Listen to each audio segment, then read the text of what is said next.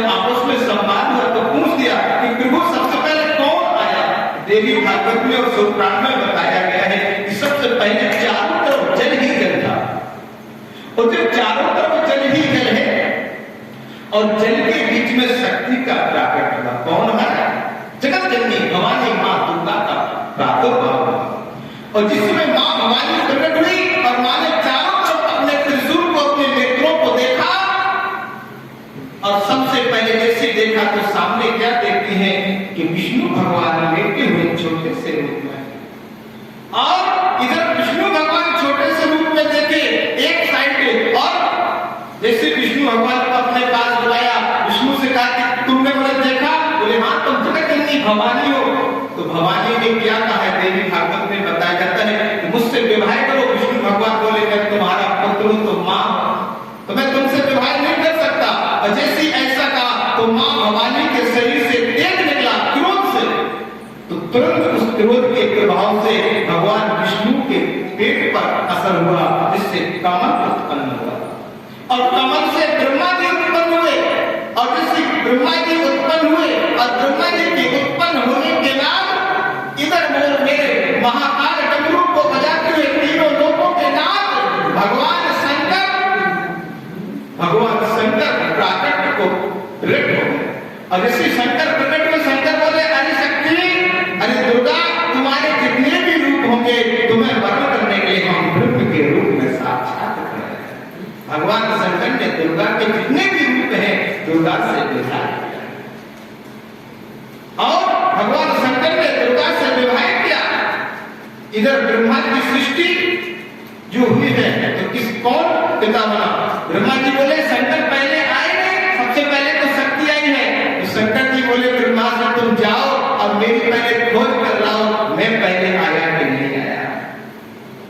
और ब्रह्मा जी और केतकी का नाम का पुष्प दोनों भगवान शंकर की खोज करने के लिए गए, और जब खोज करने के लिए एक आकाश में और एक पाताल में, लेकिन भगवान शंकर की खोज नहीं कर पाई, लौट करके आए, और जैसे लौट करके आए तो झूठ बोल गए। तो भगवान शंकर ने श्राप दे दिया, ब्रह्मा आज से केतकी की फूल किसी भी देवी देवताओं को चढ़ाया नहीं जाएगा।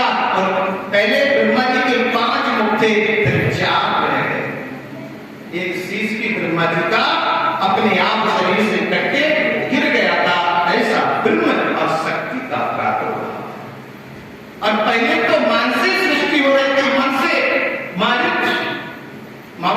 मन से उत्पन्न हुए हैं, मन से नारद जी उत्पन्न हुए हैं, दाहिने पैर के अंगूठे से राजा तक्ष की उत्पत्ति हुई है, सप्त ऋषियों जो सप्त ऋषि हैं उनकी उत्पत्ति हुई है, जैसे चमन है, वेदव्यास है, पाराशर है, अत्रि है, वशिष्ठ है, गौतम है, और एक क्षत्रिय वंश में गोत्रातक से कहते हैं वंश गोत्र। क्यों साहब? और जो वंश गोत्र है वो भी एक राजा का गोत्र, एक ऋषि का गोत्र है। सिंधी ऋषि की उत्पत्ति ब्रह्मा जी के शरीर से हुई। सप्त ऋषि तो आपके ब्राह्मणों में है, और सप्त ऋषि ही आपके क्षत्रियों में है। और उन सप्त ऋषियों के बाद में ब्रह्मा जी ने कहा अब आपको मन और शत्रुपा की उत्पत्ति करनी है। और जब मन और शत्रुपा की उत्पत्ति की तो मैंने बताया है कि आंखों की दृष्टि से पेट में पलने वाले बच्चे का भाग लग जाता है। आंखों की दृष्टि से पेट में पलने वाले बच्चे का भाग लग जाता है। अगर मां के पेट में बालक पल रहा है और मां अगर भागवत सुन रही है, कीर्तन सुन रही है, भक्ति कर रही है, तो उसका पुत्र आजीवन भक्त होगा। और अगर वो बुराई सुन रही है, अच्छाई पे ध्यान नहीं दे रही है, कहा गया है, जैसे मैंने बताया कि कंस की मां कौन थी? पवन रेखा। कंस की मां कौन थी? पवन रेखा। और कंस के पिता कितने धर्मज्ञ थे? राजा उग्रसेन। कंस के पिता राजा उग्रसेन थे, धर्म के देवता थे। लेकिन उनकी पत्नी पवन रेखा ने जंगल में देखा कि राक्षस निकल रहा है और पेट में कंस पल रहा था, उसकी दृष्टि से वो पुत्र कंस बन गया, राक्षस बन गया। लेकिन एक साधु हुआ है जिसका नाम है प्रहलाद, भक्त हुआ है, जो राक्षसों के बीच में मां रहती थी, लेकिन उस दयालु ने नारद के दर्शन कर लेते तो उसके नारद के दर्शन मात्र से दृष्टि के प्रभाव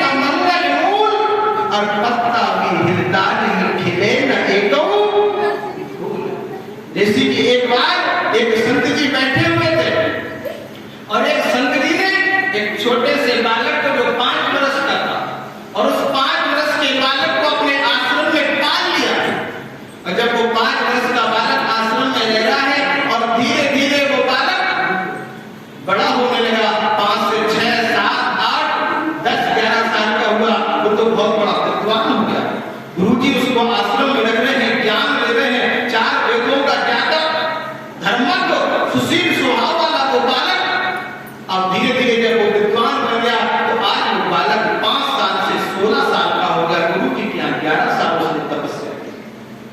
गुरु जी से 11 वर्ष तक ज्ञान दिया। गुरु का मतलब होता है कि जो अंधकार से प्रकाश की ओर ले जाए। गुरु गोविंद दो खड़े काके लागो पाए, बलिहारी गुरु आपने सो गोविंद दियो। आज गुरु जी ने पुत्र को सक्षम कर दिया। बोले बेटा अब तो अपने परिवार को पाल सकते हो, अपने माता पिता की सेवा कर सकते हो। जब पुत्र ने कहा गुरु जी आपने मुझे पूर्ण ज्ञान दे दिया है, बोले हाँ पूर्ण ज्ञान दे दिया है। योगासन सिखा दिया, प्रणासन सिखा दिया, वेद का अंदर ध्यान सिखा दिया। इतना उसको ज्ञान बालक को मिल गया। और ज्ञान मिलने के बाद वो बालक अपने माता पिता के पास पहुंचा, गुरु जी से आशीर्वाद लेकर के। और माता पिता ने जैसे पुत्र को देखा कि तो मेरा पुत्र आज्ञाकारी है, गुरु का भक्त है, तो आज उसका विवाह कर दिया। और जैसे उस शिष्य का विवाह हुआ और विवाह बंधन में बंधा तो वो गुरु जी को भूल गया।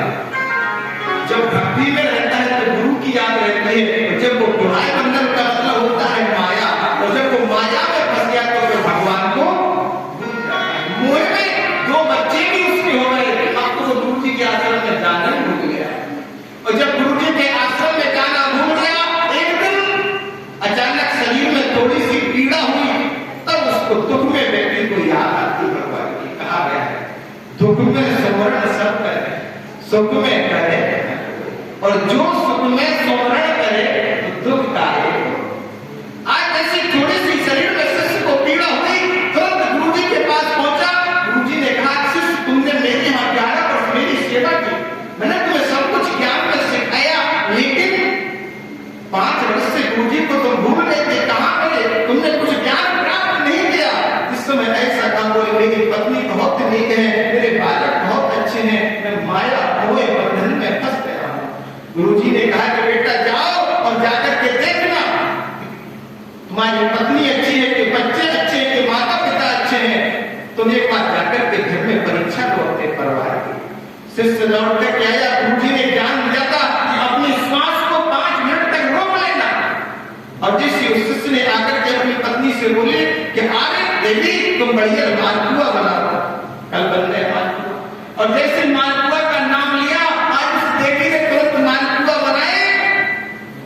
और जैसे मालपुआ थाली में परोस के आई और उन्होंने अपनी श्वास को रोक लिया। उस शिष्य ने जैसे श्वास रोका, पत्नी बोली कि तो हमें दिखा चले गए। और अब ये गरम गरम मालपुआ अगर हम नहीं खा रहे और रोने लगेंगे तो ये मालपुआ बेकार हो जाएगा। इससे अच्छा है कि पहले हम मालपुआ खाएं।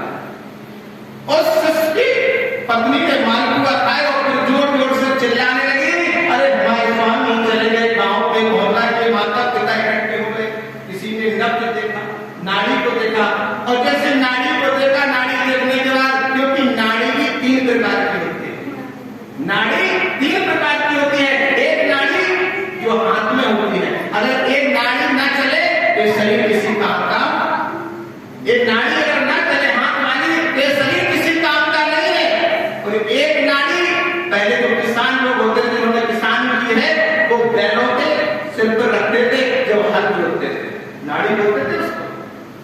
और अगर वो नाड़ी ना हो तो फिर खेत की जुताई, और एक नाड़ी अगर माताएं ना हो तो फिर संसार कैसे चले। तो आज जैसे देवी रोने लगी, तुरंत आज बोले अब क्या कह रहे हैं, गांव के सभी लोग इकट्ठे हो गए। और जैसे गांव के सभी इकट्ठे हुए, बोले अब इसको तो ले चलो शमशान की, और तैयारियां होने लगी। उसने दोनों पैर गेट में फंसा, और जैसे गेट में फंसाए तो गांव वाले बोले ऐसा करो, मिट्टी थोड़ी सी चकल गई है तो इसका दरवाजा तोड़ दो। पत्नी अंदर से चिल्लाती है, सब लोग जो बनवाने वाले थे वो तो चले गए, तुम दरवाजा और तोड़ दो, ऐसा करो कि पैर काट दो। बोल रहा था आपको श्वास को रोके, लेकिन सुन सब रहा है। तब तक गुरु जी ने बीड़ा को उठाया, पहुंच गए सीताराम बोलते हुए। और जैसे गांव वालों ने गुरु जी को देखा, गुरु जी से कहा तुम्हारा शिष्य सबसे प्रिय चला गया और आप भजन कर रहे हो। बोले अच्छा, बोले कांसे के बेला में दूध मंगाओ। और जैसे दूध मंगाया, सिर पे 7 बार उसारा और बोले पिता ज्यादा बुरा है तो पिताजी